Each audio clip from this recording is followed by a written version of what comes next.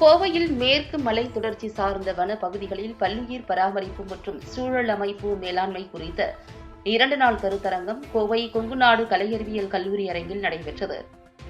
கோவை கொங்குநாடு கலையறிவியல் கல்லூரியின் முதுநிலை அறிவியல் விலங்கியல் மற்றும் ஆய்வுத்துறை, வனவிலங்கு உயிரியல் துறை ஆகியன கொல்கத்தா இந்திய விலங்கியல் ஆய்வகத்துடன் இணைந்து நடத்தும் மேற்கு தொடர்ச்சி மலைகளின் பல்லுயிர் பாதுகாப்பு மற்றும் சுற்றுச்சூழல் மேலாண்மை என்னும் தலைப்பிலான 2 நாள் தேசிய கருத்தரங்கத்தின் தொடக்க விழா கல்லூரி வளாகத்தில் உள்ள முனைவர் மாரப்ப கவுண்டர் ஆறுசாமி கலையரங்கில் நடைபெற்றது.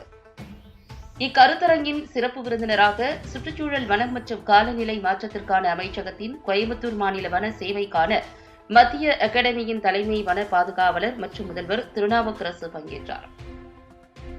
அவரது முறையில் மேற்கு தொடர்ச்சி மலையின் பல்லுயிர் பாதுகாப்பு மற்றும் சுற்றுச்சூழல் மேலாண்மைக்கு பெரும் சவாலாக கட்டிடங்களின் பெருக்கம் அமைகிறது. வன விலங்குகள் செல்லும் வழித்தடங்களில் கட்டிடங்களை கட்டுவதால் மனித விலங்கு மோதல் ஏற்படுவதுடன் விலங்குகளுக்கான உணவு, நீர் ஆகியவை கிடைப்பதில் சிக்கல் ஏற்படுகின்றது என்றும், மேற்கு தொடர்ச்சி மலையை 160 வகையான அந்நிய கலைச்செடிகள் ஆக்கிரமித்துள்ளன என்றும், அதனால் நம்முடைய மண் சார்ந்த தாவரங்கள் பெரும் அழிவிற்கு உள்ளாகின்றன என்றும் குறிப்பிட்டார்.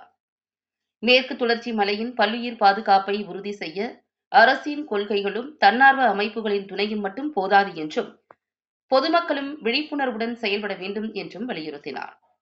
இக்கருத்தரங்கில் கல்லூரியின் செயலர் மற்றும் இயக்குநர் டாக்டர் CA வாசுகி தலைமை உரையாற்றினார்.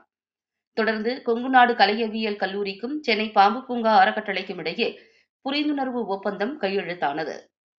கருத்தரங்கு துவக்க விழாவில் சென்னை பாம்பு பூங்கா அறக்கட்டளையின் நிர்வாகத் தலைவர் முனைவர் பால்ராஜ், கேரள வன ஆராய்ச்சி நிறுவனத்தின் முன்னாள் இயக்குநர் முனைவர் PS ஈசா, மத்திய பிரதேச மாநில முன்னாள் தலைமை வன பாதுகாவலர் முனைவர் திலீப்குமார் ஆகியோர் கருத்தரங்க நோக்க உரையாற்றினர்.